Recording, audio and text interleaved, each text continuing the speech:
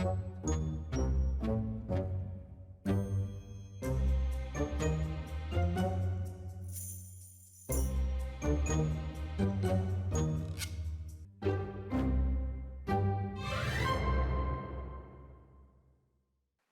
many of you have felt like that, right? It's human nature. We all have searched for symptoms that we might be having. Maybe it's a mole on our skin, a cough that we're experiencing, or a headache. And what happens after 10 minutes? We don't become more clear on what we might be having. We're more confused and more concerned. So we're talking about joy. But then how can we have joy when we're searching about our health and we're having some of these challenges? And as I said, we all do it. I used to come out and ask people, how many of you have searched health conditions online? Now I say, how many of you have searched for health issues today? Because I want to share a statistic with you. A billion, 9 zeros. That's how many search on health there is every single day. And it's actually going up. And when you put it into context, is how many is that every hour, every minute? And up until recently, I was the chief medical officer at WebMD, and many of you likely ended up at WebMD. And at WebMD, the motto is better information leads to better health. And as a physician, I firmly believe that. I want you to become informed. I want you to become empowered. But the challenge is information isn't knowledge. Remember the phrase TMI? Do people still say that? Too much information? Typically, we would say it about what? We'd say it about someone's giving you too much personal information. Makes you feel awkward, maybe a little anxious. Well, TMI also is around health. Too much information when you're searching for your symptoms actually can create anxiety, can actually be dangerous. So I saw a patient 2 years ago, true story. I'm going to call her Mary. That wasn't actually her name. But Mary came in because she had what's called cerumen impaction. Anyone ever hear that? Basically means your ears clogged with wax. It's very common. Now, Mary had searched it online and she saw, rightfully, that hearing loss can lead to dementia. So she was very concerned that she was having decreased hearing, even though it was only for a day, very concerned about it. She also read that too much earwax could be signs of infection, which I'll tell you that's not the truth. But she was very focused on getting the wax out of her ear.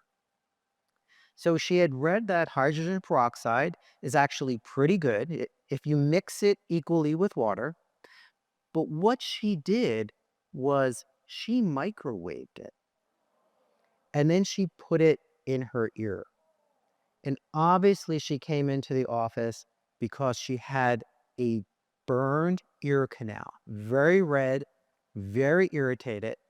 And I said to her, Mary, why? And maybe I shouldn't have said it like that, but that exactly is how I said it. Why? And she said, I read it online and I thought it wouldn't hurt, but it did. And that's the challenge. Remember the phrase hypochondriac? People that have symptoms and every symptom is always the most serious. Well, now we have this phrase, you might have heard it, cyberchondriac, right? You go online. I always feel cyberchondriacs should be like crime solvers because they look at every detail, everything is magnified, and it's always the worst case scenario. My 12-year-old is a little bit of a hypochondriac. So this summer, he had a bit of a blister on his foot because he needed these Kobe cleats that were too big for him, but he insisted he needed them, and he developed a blister. It wasn't healing after a couple days. It started to look a little infectious, and my wife took him to urgent care. They cultured it, they gave him an antibiotic. They came home that evening, and I said, how did it go? And he says to me, you know, it could be MRSA. And I thought, that's pretty clever for a 12-year-old, but MRSA's still kind of unusual. And he said, and this antibiotic doesn't cover it. And he was right in terms of the information that he found. Now, the next day, I get a call from the doctor's office. It's MRSA.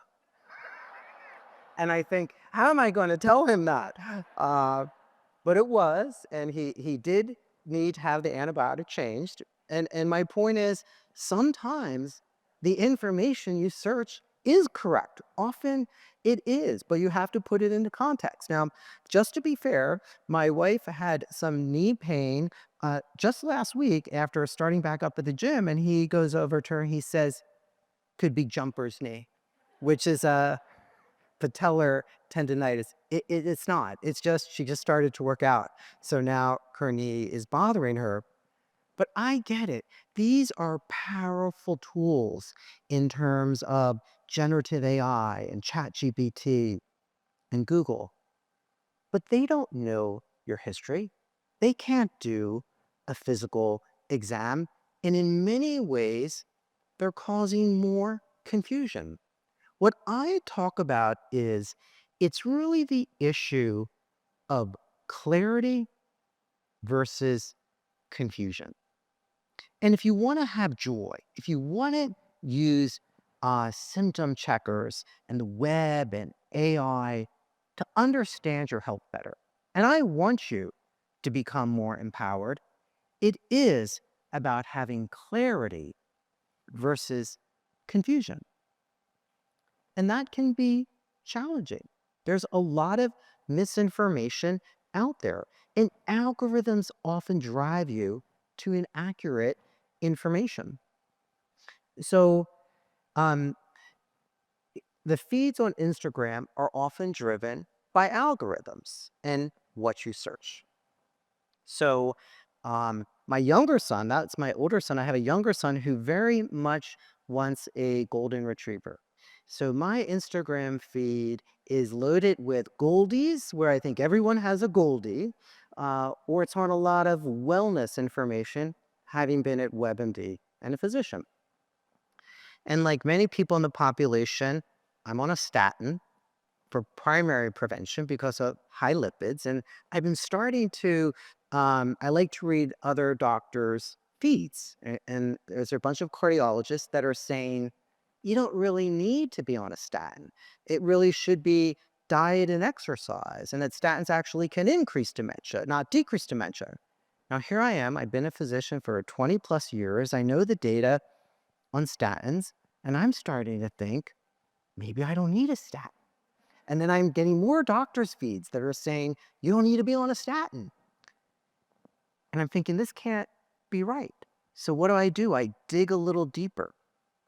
I see that many of these physicians that are talking about this are selling a particular product. Some of them have had some issues with their medical license.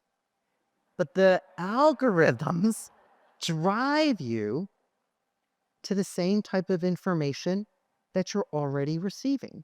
And that can make it more challenging because it really comes to an issue of trust. Who can you trust? And it's about that human interaction. Are you going to trust a chatbot or an influencer? Or are you going to trust the relationship that you have with your doctor, the nurse, the pharmacist? When you think about searching for health information online, and we all do, and that is a good thing and can be a powerful tool because I want you to be empowered. Here's what I want you to think. When you search for financial information, what do? Do you just listen to any influencer that has 1 million followers or 2 million followers to do cryptocurrency or to invest in a certain product? No. What do? You check the credentials of that person. You try to corroborate that information somewhere else. You think, does it make sense? Can I really make 50 times my investment in a short period of time? And what do most of us do? We ask someone that we can trust. We ask an expert, does this make sense? And why do you do that? Because it's your money. And that's important, your future. But I would argue your health is even more important, certainly for your future. And sometimes when it comes to our health, we're very willing to have this attitude of, why not try it? What's the harm? We're willing to listen to anyone. Someone else had a good experience, so maybe we will too. But you're much more discriminating when it comes to your finances. So we talk about joy. We talk about our health often contributes to our joy or takes away from our joy. So it's important that you do become empowered. You do become educated. But then you have to take that next step and think about that connection with a human. I think there's a great role for technology. Although sometimes I think there might be too much technology. I don't know if others agree with that as well. But when it comes to your health, the most important element that you have, you want clarity, not confusion. And that comes from those elements of knowing who the messenger is, checking that information, corroborating that information, knowing if it sounds right to you, and then talking about it to someone that you can trust. Thank you.